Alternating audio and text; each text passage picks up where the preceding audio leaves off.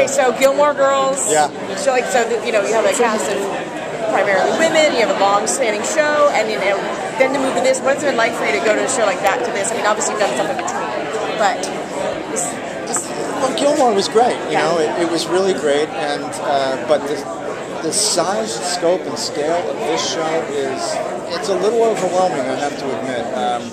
And it didn't really hit me until I got to Comic-Con. And I've been to Comic-Con. I did a couple soft things, and I came a couple of years ago, and it's like, wow, look at all the people.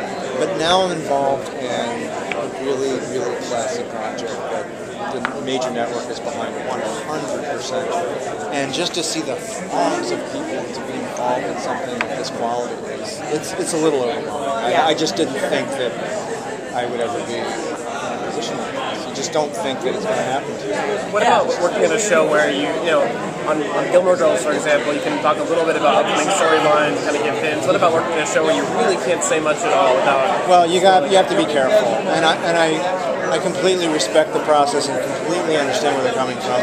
You know, a lot of this show is going to, the mystery, the dream that they're trying to create, it really spins around mystery. And the information that is being leaked or withheld is pretty powerful stuff, and it goes to the storytelling. And if it's leaked out, then the impact will really be compromised. The event, I know what the event is. I can't talk about the event. I don't even know why I brought it up. Maybe I'm just being a tease. But you're the first person to admit that you know what it is. Well, he might be the event. If you think about it, your character is so integral. You never know. You never know. But I will say this, that I have as many questions as everybody else. I really, really do. And in the second episode, when I read it, it answered a lot of questions for me, and it's going to answer a lot of questions for the audience. And they're going to be, it's never going to be a situation, I feel, and I know this is the producer's desire, that they don't want to leave an audience frustrated. That's bad. They don't want it. Every week, the audience will be satisfied. They will be fascinated, titillated, satisfied somewhat, but still it'll generate more, it'll answer a lot of questions, it'll generate new ones.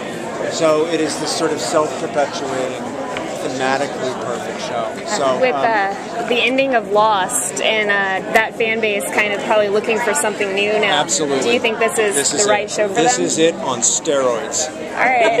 And I know people hate that terminology, but it's just so it's appropriate. It is, yeah.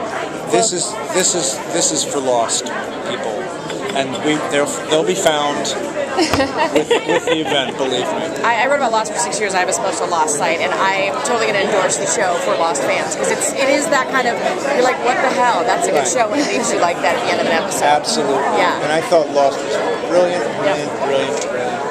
And but this one, I gotta tell you, man, it might be better. You never know. I mean, that's a very high bar. That's something bigger than Jesus needs you. You never know. You just never know. But all I can, I mean, I've been in the business a long time, and I've never felt a surge like this. I've never felt the buzz or the energy on anything. And I told my manager a couple of years ago when we were trying to look at pilots, and I said, and we were passing on some things. I said, I think there's something really nice coming. Let's be available for it. So we stepped aside on a bunch of projects, and then when this came along, I thought, uh-oh, it's too big. And we waited for it, and here it is, but it worked out. Much to my great surprise. I have to ask, mildly unrelated, would you ever return to a Saw movie? They have a habit of bringing back dead characters. You done? Done. Okay. You had to ask. No, I love the Saw movies. I have to ask what it was like to film in the pilot, in the airplane. Obviously, you're on set, but what was it like to be in the cockpit? That was very, that was very emotional day. That was very emotional stuff because, I'm committing suicide. Right. You don't go to work every day having to imagine that you're going to do that. So, along with 240-something people. Right. So that was a big day, and but that's kind of what I live for. That's the good stuff. That's the real juicy. Yeah. Did you film that before the family scenes, or is it in sequential? No, it was order? after. After, okay. Interesting. Family stuff was first, and then Led up to it. Yeah, I have very fond memories of that cockpit. I bet. Something tells me we'll see you in it again. I'm just wondering. I mean, it's kind of vague where you went. Yeah, it's very vague, isn't it? Yeah. Are you a fan of like the sci-fi genre? And you liked Lost, so.